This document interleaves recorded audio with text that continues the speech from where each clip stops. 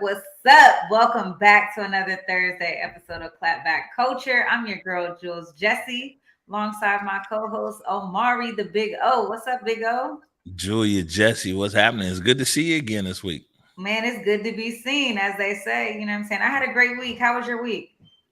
Oh man, you don't you don't want to know. It's been hectic out here in Seattle. I guess like a lot of cities in America, probably even like right there in Washington D.C. Big uptick in gun violence in the streets here. So what I'm saying, we've been dealing with the aftermath of that. Mm. But like I will say that to the side though, what I'm saying, it's been a good week. Yeah, I mean, I live with a violence interrupter. So, one thing that they're doing here in the district is that they have a public safety strategy, and a part of that initiative is to have credible messengers, as you would say, or violence interrupters that are credible within their communities, and they work with individuals in the community to prevent gun violence and mediate beefs and all of that. And so Rodney, you guys, he is a program manager for Cure the Streets in his neighborhood of MLK. And it's a lot. I mean, it's a lot to, live in the house with someone who's doing that work, who's on the front lines all the time. But it's a lot just, seeing all of the planning and all of that that's around that. So it's a lot. We just honored two victims of gun violence for the back to school event. Mumu, who lost his life at 24, and another 11-year-old child who lost his life a couple years ago, who was being recognized. But it's getting crazy out here in DC, and I know in Seattle it's the same thing. Yeah, and I would say this though, that is like in DC, what might excuse me, what might be a bit different there than over here is over here as well. You know what I'm saying? There's a violence interruption strategy. There's the regional peacekeepers and some everything else. But we also find that a lot of those strategies are black led within government, particularly here within county government, public health, Seattle King County. Is where a lot of those programs lie. And, I mean, we get it coming and going over here. So we're maybe in the District of Columbia where you're getting full support, what I'm saying, throughout. Well, not everybody's going to support, but you get a consensus of support, here a lot of times because efforts for gun violence disruption are black led. Then what you find then is that oftentimes these guys who are actually out there with a very dangerous job, by the way, you know what I'm saying? And it's whether you're stopping retaliation or you're a responder up there to a hospital, you're collecting data. These are very dangerous positions that people hold within the overall public health, because, gun violence, especially in some cities, Seattle and there in Washington, D.C. is an epidemic. But we find here there's a lot of undercutting and everything else. And, potentially people have talked about actually doing away with a lot of our violence disruption programs here as in their current status or and everything else. And it's because, I mean, we've seen it for the last few years here in the media and everything else. These are black-led initiatives in government, and so they're often overlooked. But, the end result is, violence on the street. And you would think that, that this would be something that wouldn't be politicized, but unfortunately here in Seattle it is. Does Seattle have a comprehensive safety plan? Like, does the city have one plan that they follow? We were part of the messaging on it. So here is in Seattle, in King County, it falls in Public Health Seattle, King County. There's a department called ZYD, Zero Youth Detention, and Zero Youth Detention. They had came up with we did a lot of surveys. Well, they did the surveys. We did the amplification of surveys, what people wanted for public safety, what they envisioned for public safety and everything else. And now it's coming time to implement a lot of those ideas. And now we'll see, well, man, maybe there's money and maybe there's this and that. But I think comprehensively here, what people don't understand is the public health role of a violence interrupter. All these things. When someone is murdered, I mean, a lot of times some people only understand the dollar cost. When somebody is murdered, when there's a murder that's going on, that the actual dollar cost is tremendous. You take some, for investigation and trial, incarceration, and everything else. But then there's also the impact on community. There's the impact on business and all these other kinds of things. And so we have these programs that are here and they've been successful, but we'll see if these winds continue to blow that way. I think that right now there's a lot of people who are talking about going a different direction, which is they just want to treat the the symptoms and not the cause. And we Mhm. know that to actually, sustainably disrupt gun violence, that we need to be able to move upstream. Well, one thing, and you guys, this is such a huge issue, and so we're gonna, continue to give it life and give it breath. But one thing that I've noticed in this work is that a lot of people don't want to infuse capital into investing in the shooters, right? And so there's also a need to say, listen, if I'm going to take the gun out your right hand, I need to put something in your left, and that is really something that we need to provide resources in and support for. So if we're going to tell somebody like, listen, I want you to come off the streets, I want you to, I really want to interrupt that violence, we have to be able to really provide them with wraparound services and say, but do you have the right housing support? Do you have the right career support? Are you someone who can actually get a job and sustain it? And what do you need to kind of have that sustainable plan? And I don't think some of the money and the funds that's being allocated are necessarily there to address that, right? So we do need to think about that. And there's, like you said, it's a public health approach. I know that my council member has called for a public health emergency as it relates to gun violence, summer after summer after summer. I've mentioned a few times on the show, we've had 6 homicides at the bottom of my hill, and I only been in this house for a year. And so the two neighborhoods are beefing with each other so bad that they buried 6 people because of it. So gun violence is a huge issue in our community, and we got to continue to find ways and invest in those organizations that are on the front lines doing this work, that know who the shooters are and how to prevent those beefs and prevent this from happening. Because it's one thing to support victims and get victim compensation and all those great things, but we want to stop it before it happens. Amen. All right, well, let's lighten it up a little bit. Omari, I know you went to an HBCU like me, a historically Black college and university, you guys. And I don't know if you've heard this, but this was some hot tea in the streets, you guys. A master degreed young lady, she earned her degree in education, you guys. She's a 3.8 GPA student. She just graduated with her master's in education or counseling in education. And child, she is being hit up for this racy photo that she posted on her social media that she took in front of the institution's snake mascot statue. Okay, fam, you sis. So her theme was Medusa. I don't know if you guys want to put that back up real quick. Put it back up so we can get a good view. Okay, she is fully naked with Medusa-esque wig and some red bottoms. That's all it's giving. And the clapback was real. Okay, people were not feeling this. Cuddy, can you put up a few of those comments of what? Listen, these are the comments that are below on her Instagram. Someone saying this is inappropriate. Y'all gonna lose y'all accreditation. Everybody in the comments is lying. This is not love. Better ways to express body positivity. So here's what she put underneath the picture as a caption. She says that,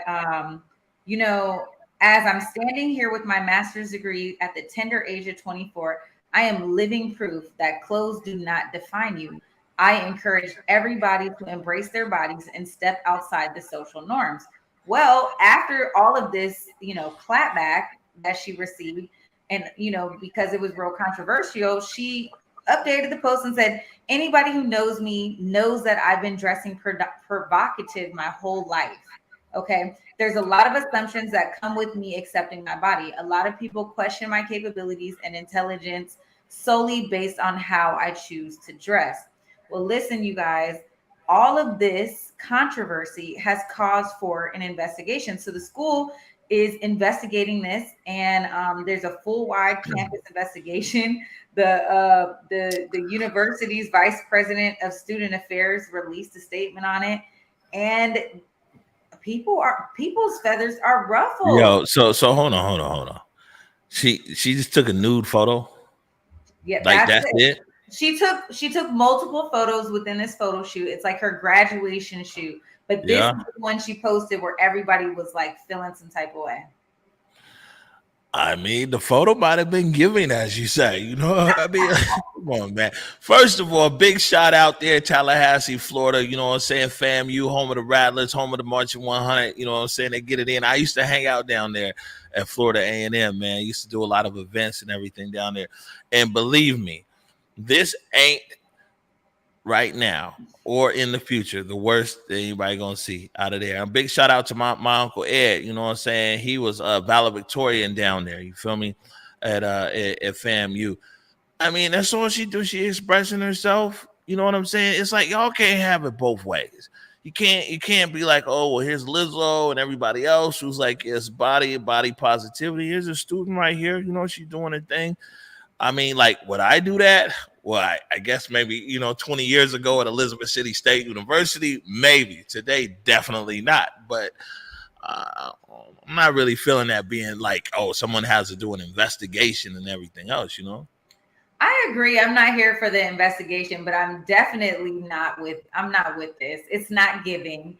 I honestly think it's distasteful because if you are a Black woman being raised, as you would say, being raised in a historically Black college, one of the things that they teach you is that you are a representation of the university. I mean, Nah, that's when I true. was in school, we were not allowed to wear headscarves and bonnets to class.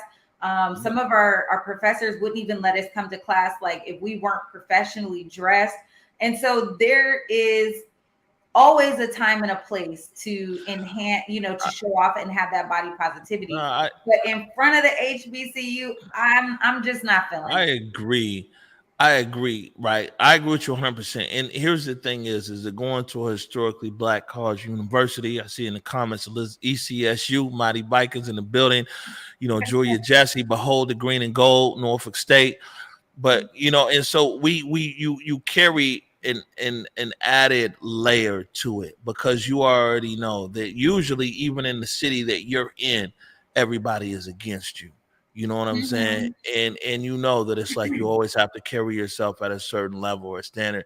I can see where you coming from, especially like in that traditionalist track, because we already know that like, that we have to leave these HBCUs already being 10 times better than Mhm. everybody else to be able to get ahead. So I can feel you on that. I didn't think about it in that sense. And when I get back in the time machine and really go back and think about like it was the overall community that policed ourselves to be like, Yeah. nah, man, you ain't supposed to be doing nothing like that. Right. I mean, listen, she's beautiful. I love the theme. I love the concept and idea. She's got body yaddy for days. So it's not Hello. that I don't love the idea of it, but I'm just like, but you missed the mark. And because it is a beloved HBCU, I just know that as a Spartan, as a Norfolk State alumni, I would not want women graduating from school and university and thinking that that was like it's just bad timing, wrong place, wrong time. Like, let's just not do it So on the photo itself ain't bad. It's the fact that what I'm saying that it's you're right there in the university and everything else. I feel that. Yeah. So listen, people are feeling some type of way. I don't think that she should lose her degree over it. Some people are calling to have her degree revoked and all of that. Listen, That's she's a crazy. 3.8 GPA master's degree student. The girl is smart. She's beautiful. She's also, pretty much like an Instagram influencer. I mean, one of these things too. Oh, it's like It might have been an IG move though. Like to be honest with you, it might have been like I mean, if she is smart as you say she is, and she got this master's degree, she might be already 4 steps ahead of us. It might be already have a absolutely. TV show coming on VH1 in like 6 months. And that's what I'm saying, right? So was it strategy? I think absolutely. I mean, the girl is giving on all her other pictures. So, to me, I think she's probably like, worth the risk. So good for her, but definitely not my choice. I'm not supporting anybody else do this, but I understand where you're going with this, sis. So best of luck to you, Miss Williams. Well, it looks like the Biden administration is doing some good. Okay, the Inflation Reduction Act is now law, you guys. We got a quick video that breaks it down for us, and then we'll come back and talk about it. President Biden has signed the Inflation Reduction Act into law. This action marks a major victory for the president's domestic agenda, less than 3 months before midterm elections. President Biden interrupted his summer vacation to sign the massive climate, health, and tax bill at the White House this afternoon. The House of Representatives approved the Democrat-backed plan Friday, following its passage in the Senate earlier this month. Today offers further proof that the soul of America is vibrant, the future of America is bright, and the promise of America is real and just beginning. Joining us now is CBS News political contributor Sean Sullivan. Hi, Sean. So tell us a little bit more about the Inflation Reduction Act, why it's so significant. What does it accomplish? Well, this act is something that Democrats have been talking about for many, many years on two fronts, accomplishing something on health care and accomplishing something on climate change. And for the past few years, Democrats have been frustrated that a lot of these priorities that they've put at the front burner of their agenda have been beyond their reach. And this does that. This does it makes big investments in combating climate change, in transforming the sort of way we rely on energy and investing in renewable technologies through tax credits and other means.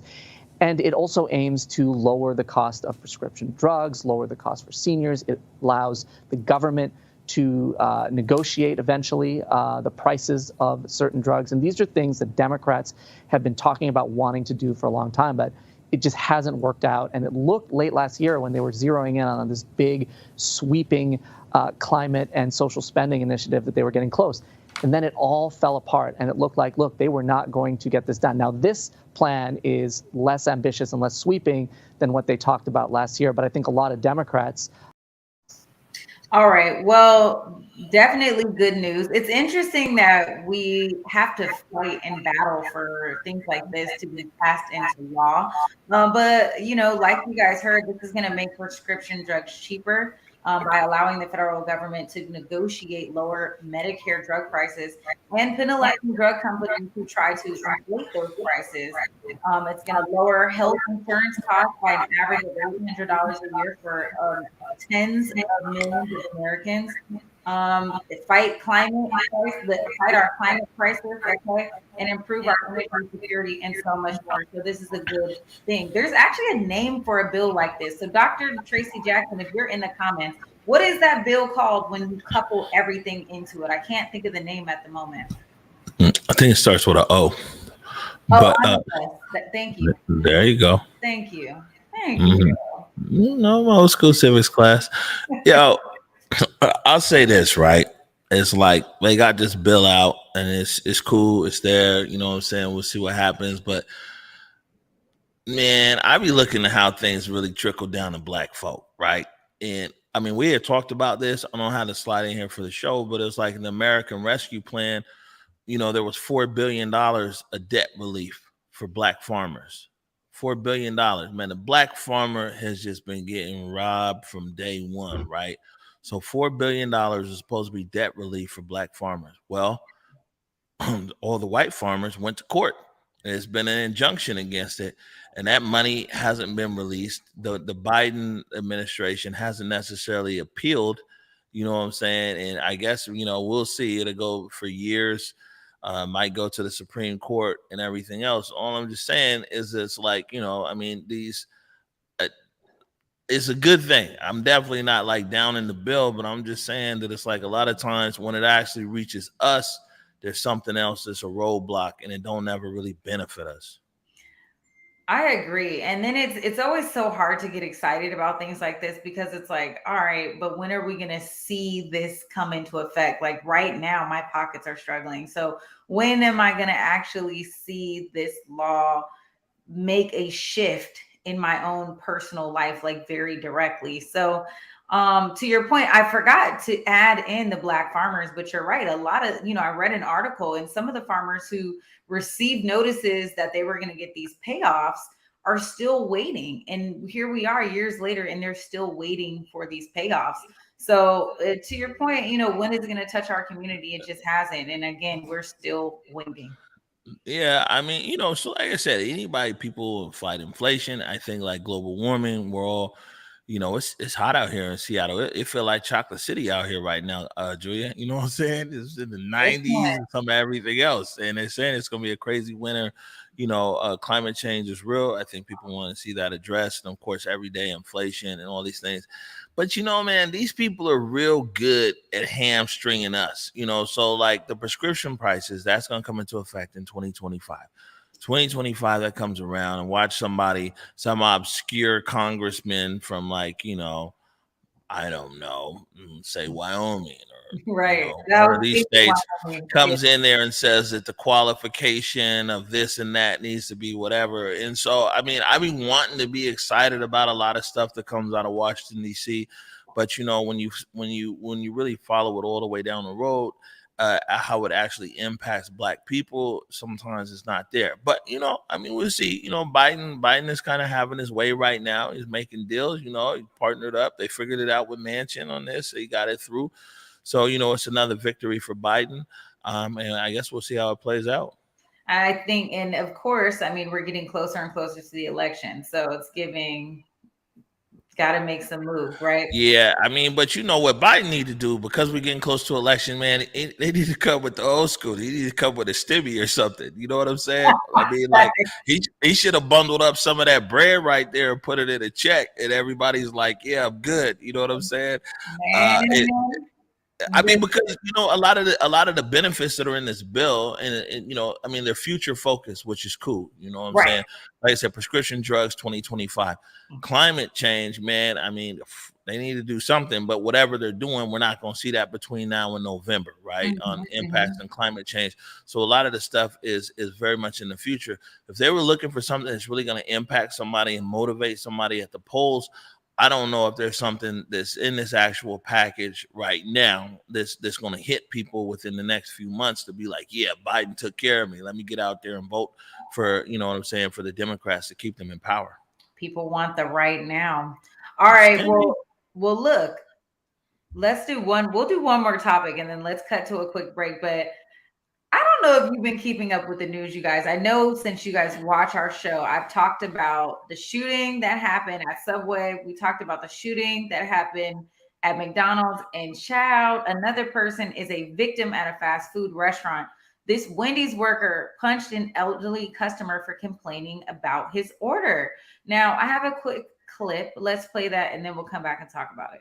Now, on to an update on a Prescott Wendy's employee accused of assaulting a customer. Antoine Kendrick is now facing murder charges after that customer died of his injuries. Police say it was last month. Kendrick punched a 67-year-old man after the man complained about his food. The customer was airlifted to the hospital in critical condition. We're now learning that he died a few weeks ago. Police have still not released his identity. Kendrick is facing a second-degree murder charge. So in the video that I refuse to play over here because it's just absolutely heartbreaking, you guys, the 67-year-old customer is kind of hunched over on the counter and he's just eating his Frosty, okay? And the worker comes around the counter and sucker punches him on the side of the head. He collapses to the ground, and the victim had to be airlifted, and he subsequently died from his injuries. But this is given insanity. Harry Jefferson put in the comments, people going crazy over their food nowadays. This is honestly worse, I think, than the McDonald's cold fries guy who got shot and killed. But I don't know, you guys. We gotta simmer down a little bit. I'm gonna be honest with you, right? And I travel a lot, especially these days since I'm not in the morning update show. I just have to be in Seattle on Thursday so I can kick it with you, right? But man, America is mean and nasty right now, like all over the country, especially in the service area. And I got a lot of friends that work in the service industry, and I'm sure you do too. And it's messed up right now, right? And it's usually going like the other way, but meaning that a lot of times people in the service industry be catching a lot of aggression from customers. Like it's wild. Like whether I'm on the plane, you know what I'm saying? Whether you're in a fast food spot, and he'd be like, damn, bro, why is everybody so tense? Why is everybody so whatever? And now like this to go and punch somebody, you know what I'm saying? And it's crazy, right? So actually this just jogged my memory. We was in Jackson, Mississippi, like a month ago. We were shooting a film down there, and we went to a McDonald's in Jackson, Mississippi, and it was so understaffed. They didn't have enough employees. It was so understaffed. They had like 3 people for a whole McDonald's. I'm talking about cashier, cook, everything. And the tension in there was just so high because the employees were like, damn. Also in Jackson, Mississippi was the first McDonald's I ever went to where they didn't have no Wi-Fi. You know, in places in America, people ain't got no internet. You go to a McDonald's, Starbucks, sit in the parking lot, do whatever. They ain't even had no Wi-Fi down in Jackson. But it was 3 employees. They were so understaffed that they was just funky. And you know me, I'm always making light of some stuff. So it was all cool. So our food came eventually like 30 minutes later at a McDonald's. But, you know, I mean, I think it's a few factors playing into it, but ain't nothing. It's never okay to just go and punch somebody, you know, over something like that. Just like on these planes, people act a fool on these planes. And it's just something that's going on in our country as a whole, across the country, big city, small town, where, man, people are just out of pocket. You're right. I mean, the level of aggression is just at an all-time high. It seems like people are just going from a 0 to 100 real quick. So you guys offer some space and grace when you're, you know, working with people in the hospitality industry. If someone gives you some cold fries or they mess your order up, you know, charge it to the game, you know, just enter that situation with a lot of space and grace as much as possible, because you want to go home alive. All right. So with that being said, let's take a quick break. And when we come back, we got a lot more headlines to talk about. Kanye West is selling clothes out of a trash bag. Let's talk about it. Stay tuned. Guess what, you guys? Portland Hip Hop Week is August 20th through 27th, and Converge Media is proud to be an official partner. Of course, it's your buddy Besa Gordon here, and you already know the Converge team is literally going to head south on I-5 to celebrate hip-hop culture in the Rose City. Portland Hip Hop Week is literally jam-packed with dope events, including the Hip Hop Skate Party, hosted by DJ OG1, Hip Hop Wine and Chill at the Abbey Creek Winery. There's also a DJ workshop hosted by Grand Wizard Theodore, and let's not forget Portland Hip Hop Week's biggest night, the 2022 Star Wars, and this year they're celebrating women in hip hop. You can get more information by visiting pdxhiphopweek.com, and of course you can head over to my blog at jammin1075.com. Just search Besa. Hey there, it's Trey Holiday. And of course, Besa and I had to take a trip back to Market Street Shoes to grab some items. They always know what to show us. And let me tell you, we both spent quality time to be sure we collected some amazing additions to our wardrobes. They have some of the most unique bags, shoes, and accessories. I mean, the whole shebang. It's always a good time when I get to shop with my girl Besa. Make sure you go check out Market Street Shoes, y'all, and you too can walk out with some dope gear.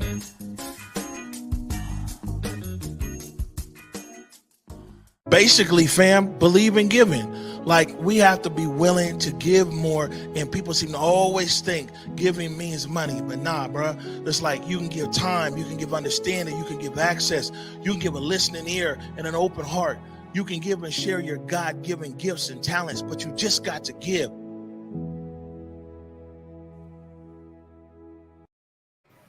All right, y'all, welcome back to Clapback Culture. Of course, we got a lot to chop it up about. So, Omari, I don't know if you heard about this, and audience, I know y'all didn't hear about this, but Kanye West is getting some clapback once again for his non-traditional approach to the fashion industry, okay? So he has a joint collection. It's called Yeezy Gap, okay?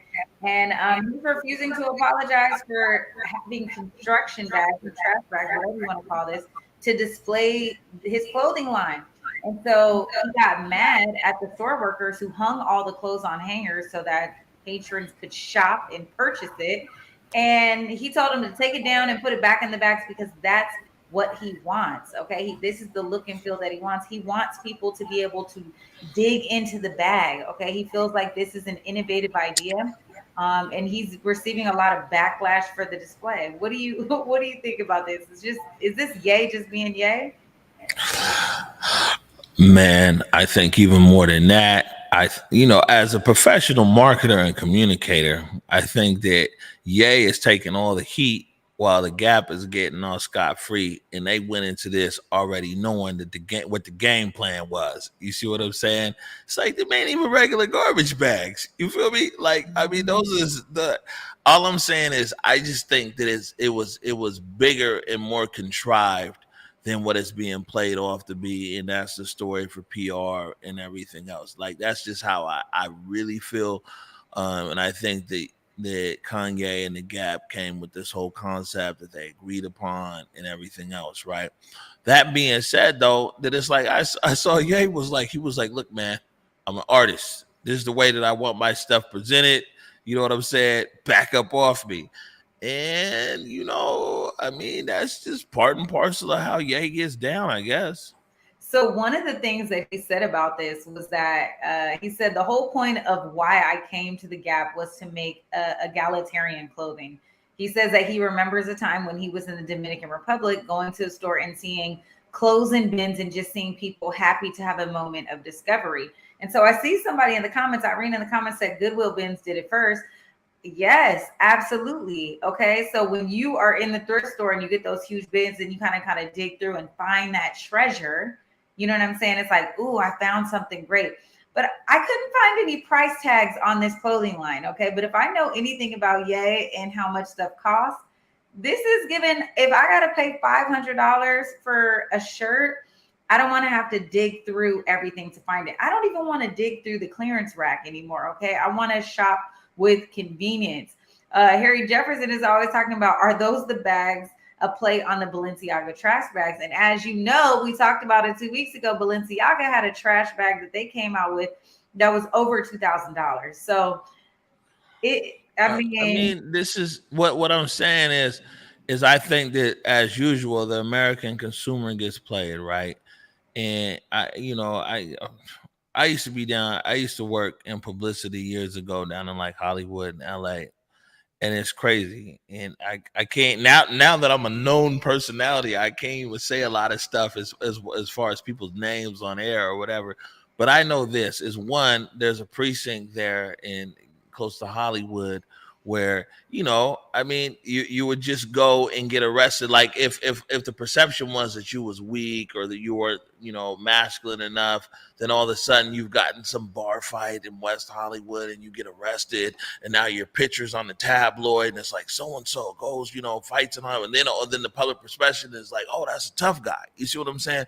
Or, I mean, there's so many different things where the American public, because a lot of times, to be honest with you, man, we sheeple. You know what I'm saying? We sheeple as a society. And so people can sit there and just, set up these campaigns and set up whatever, and guys just run with it. And that's what I'm saying is I think that a lot of this with Kanye and with this Kanye Gap and everything else, it's a much bigger play internally. And now it's just playing out like, oh man, this is my art. I wanted it like this and that. But they had the strategy meeting like 6 months ago. You know what I'm saying? This is just a play out right now to the public because they knew. So you got to think about something, right? So Kanye put some clothes in Gap and whatever, and then life just goes on. Oh, okay. If you're a Kanye fan, if you like his clothes or whatever, then you're going to go to the Gap. If otherwise, you don't care. But now you got somebody like me who, I like Kanye's music, especially the old Kanye. I don't know. I'm still getting used to the new Kanye. But you got somebody like me who's now talking about it. And that's the thing is like, man, how do you make your brand sticky? How do you make your brand have people talk about it and everything else?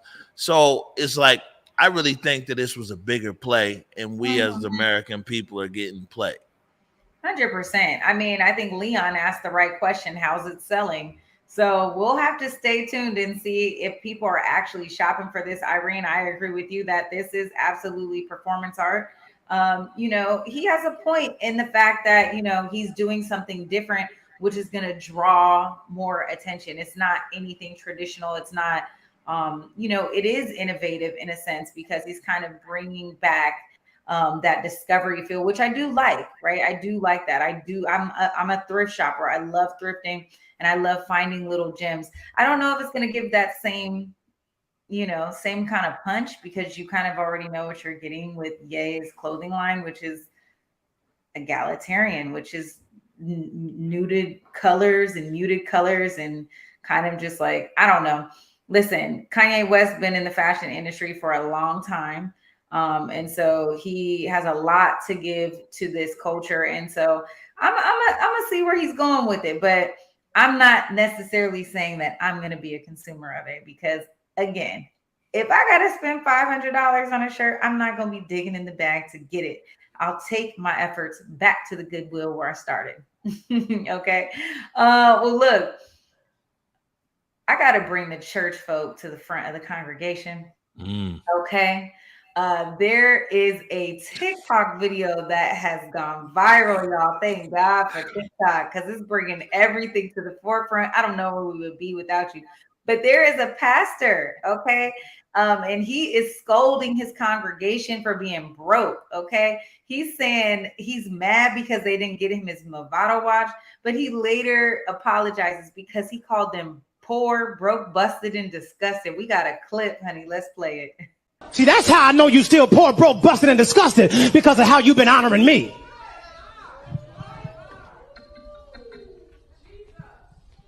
I'm not worth your McDonald's money. Come on. Come on. I'm not worth your Red Lobster money. I ain't worth your St. John knit. Y'all can't afford it no how. I ain't worth y'all Louis Vuitton.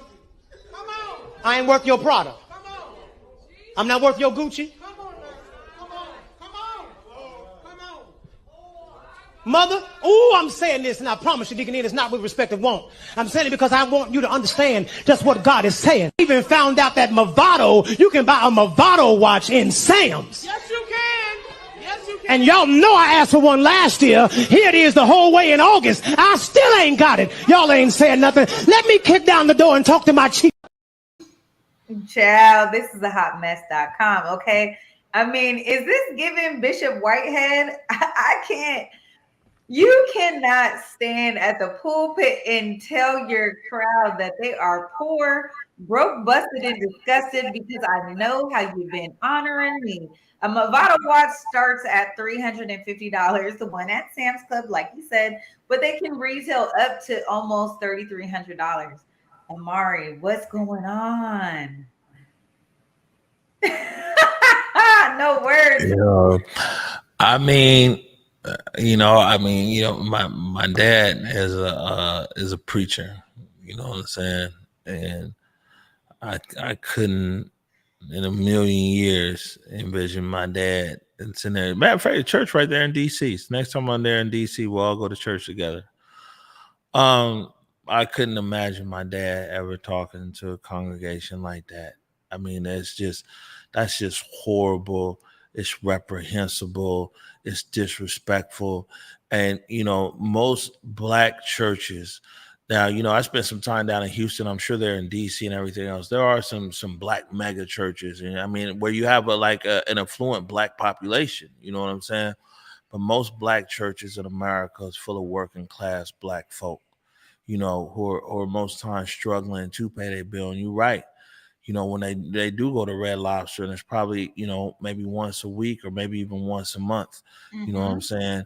You're right. They might actually buy a luxury item, but it isn't some everyday occurrence. But one thing I can do is I can acknowledge the honesty of this preacher, but because he was honest with his congregation.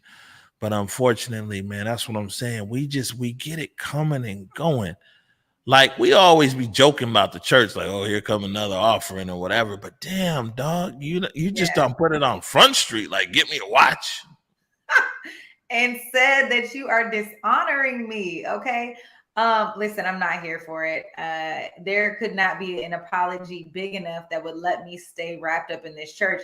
I think the biggest thing about this whole clip, you guys, is if you hear people saying, amen, hallelujah, yes, God.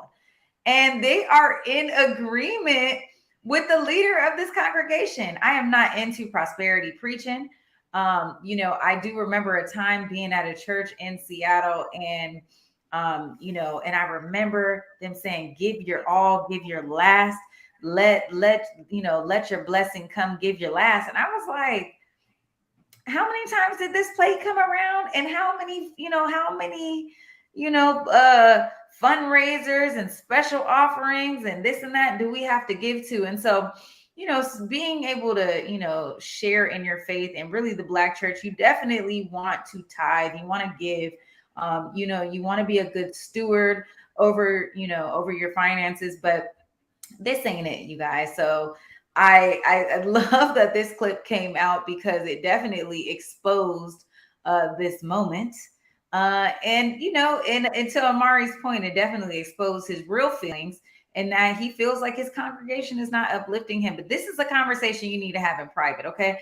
You guys take care of the leaders of your congregation. But listen, if they are not taking care of you and not serving you and kind of giving you things that you want, it's probably because you're not pouring into them enough either.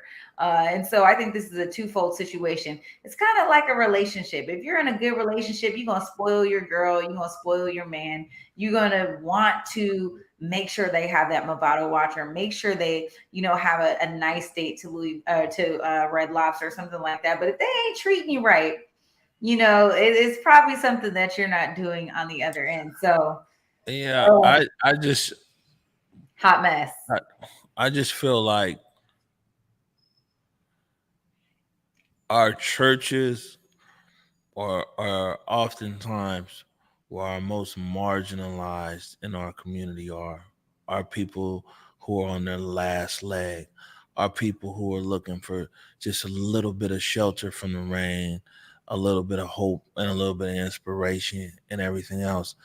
And I think that for someone who's in a position of power to sit there and to further marginalize and dehumanize his congregation over something material, I mean, like, I wouldn't even be tripping if it was like, man, you know what? We trying to get the new school built. You know what I'm saying? Y'all got to give. We got to pick up 500 in this, and you know what I'm saying, in church today, because it's going to the building fund, and we're building something. Or you know what? There's the hungry that's down there. We got to go feed some people today. You know what I'm saying? Y'all got to dig deep. You know what I'm saying? No Red Lobster this month because we feeding the homeless. But to be so selfish, my friend, it's crazy. Hot mess. All right, y'all. Well, let's take a quick break. When we come back, we're going to talk about Deshaun Watson. He was fined $5 million and suspended 11 games following that sexual misconduct. Stay tuned.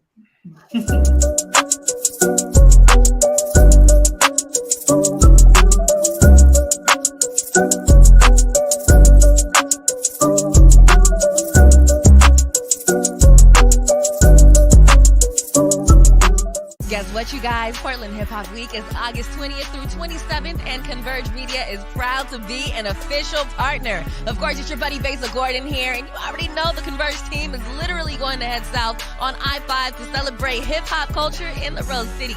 Portland Hip Hop Week is literally jam-packed with dope events, including the Hip Hop Skate Party, hosted by DJ OG1, Hip Hop Wine and Chill at the Abbey Creek Winery. There's also a DJ workshop hosted by Grand Wizard Theodore, and let's not forget Portland Hip Hop Week's biggest night, the 2022 Star Wars, and this year they're celebrating women in hip hop. You can get more information by visiting pdxhiphopweek.com, and of course you can head over to my blog at jammin1075.com. Just search Besa.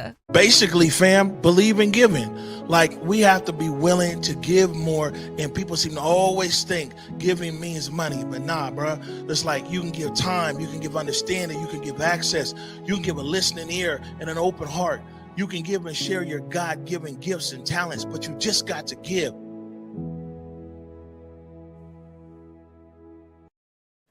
You just got to give, and Omari wants a Movado watch. Don't give to that preacher. Give to Big O, okay? Enjoy your Jessie and Clapback culture. We do take donations.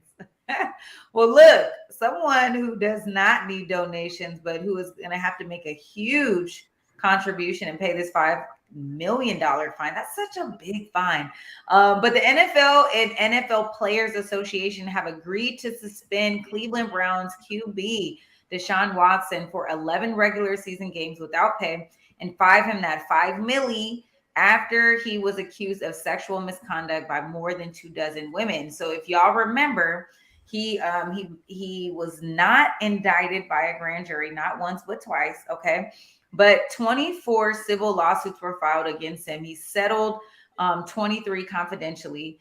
And like I said, 2 grand juries declined to charge Watson criminally. So they only had those civil lawsuits that came into play.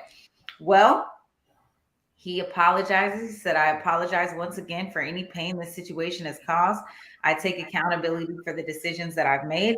And he says that, I'm moving on with my career and my life, and I'm going to continue to stand on my innocence. He says, just because settlements and things like this happen doesn't mean that person is guilty of anything. So, Omari, what are your thoughts on this? The NFL is now coming in and essentially disciplining him for this sexual misconduct. I mean, Mike Davis and I talked about this on the show when it first came out. He got some creep fetish ways, but he was not charged criminally. And the NFL is still feeling like, listen, we read this lawsuit in full, and they felt like they needed to do a little bit more.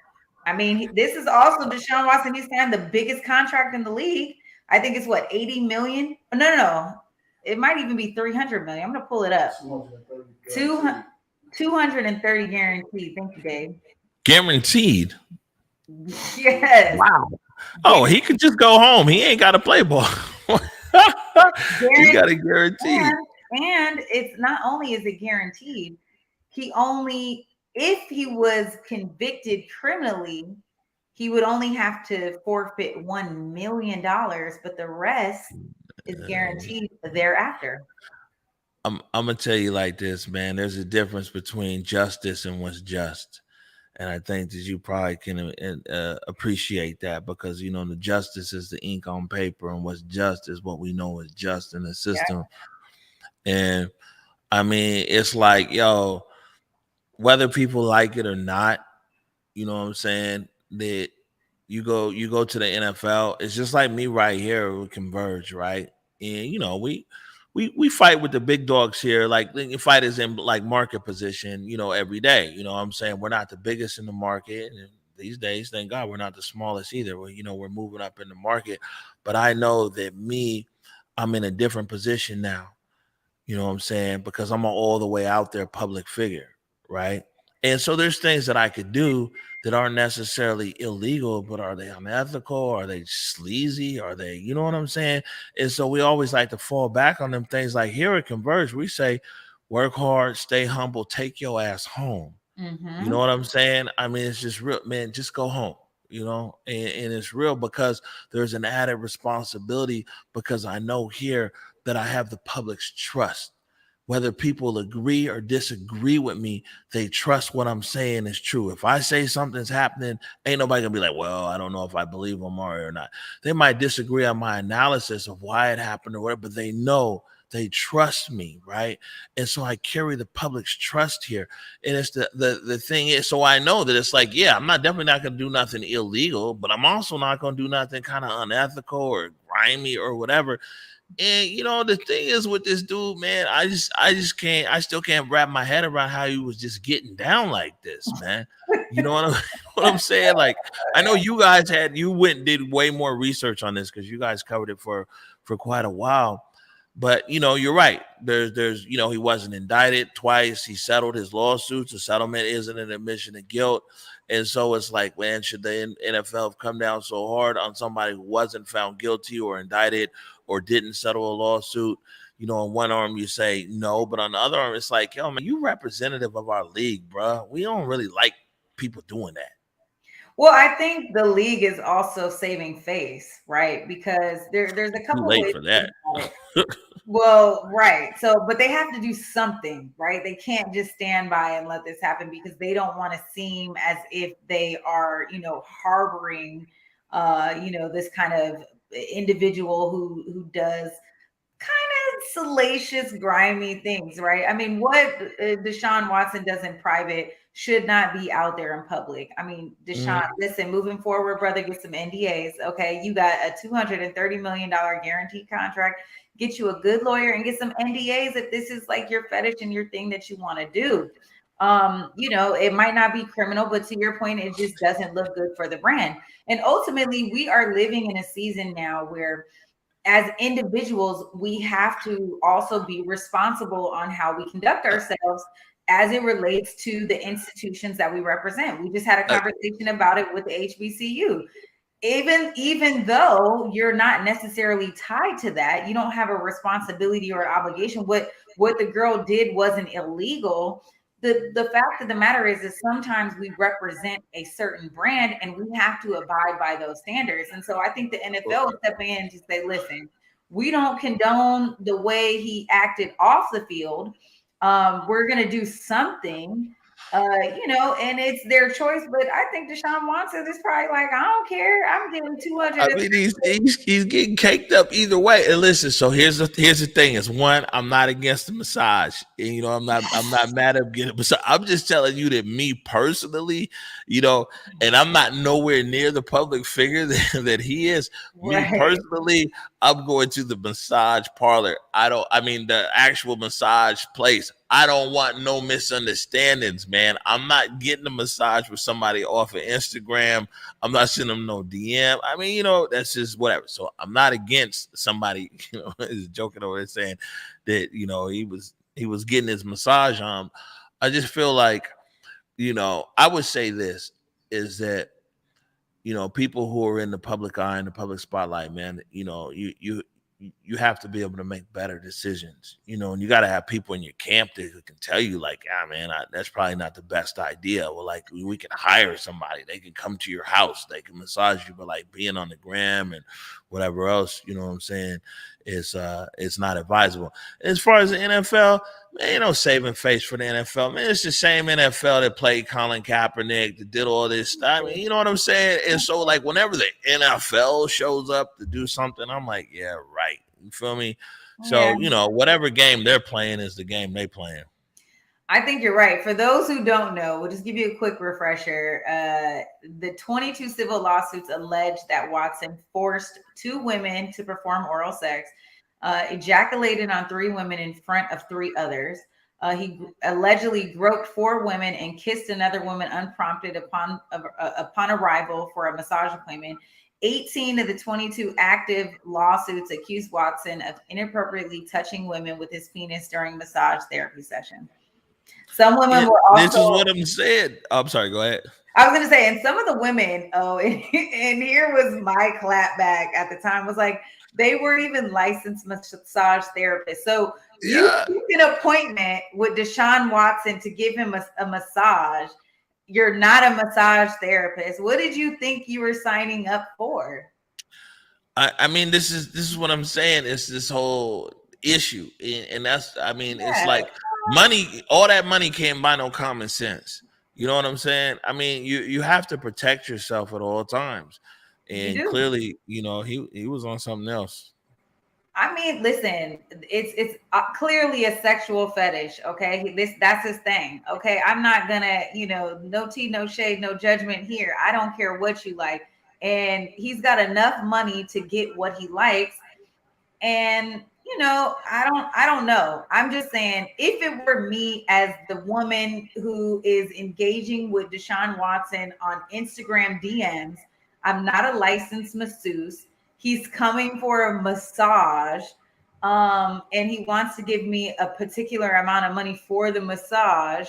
I mean, it's clearly speaking red flag. You know what I'm saying? Like, so listen, sis, you got a great settlement, an undisclosed settlement amount. And, it sounds like everybody essentially wins in this. I mean, Deshaun Watson, if you want massages with happy endings, just get the NDA moving forward, okay? Spare yourself the PR run. Wow. Yeah. Or take your ass home. Listen, just hire someone to, whatever you do, we just don't want to hear no more about it, okay? We just don't want to hear nothing else about it. That's it. All right, y'all. Well, that's our show. Okay, another Thursday episode of Clapback Culture. Omari, has been great hanging out with you again this Thursday. When you're not here on Clapback, where can they find you? I'm everywhere like air. You know what I'm saying? But on social media, you can find me at OMARISAL. And of course, follow Converge Media everywhere. Yo, we trying to get our YouTube subscribers up. So, I mean, you continue watching on Facebook if you watch on Facebook, but make sure and follow Converge Media on our YouTube channel. And also on LinkedIn. So if you're somewhere, trying to keep it professional, you can also catch this show on LinkedIn. All right, catch this show on LinkedIn. I'm gonna make sure I drop that plug. All right, well, look, y'all, you guys can keep following me on Ratchet Instagram at Treasure of JULES. You know what it is. And on Twitter, same handle as Instagram. Until then, I will be here next week, same time, same place, with the same co-host with the most, Big O. Thank you for tuning in, and we'll see you guys next week. Peace.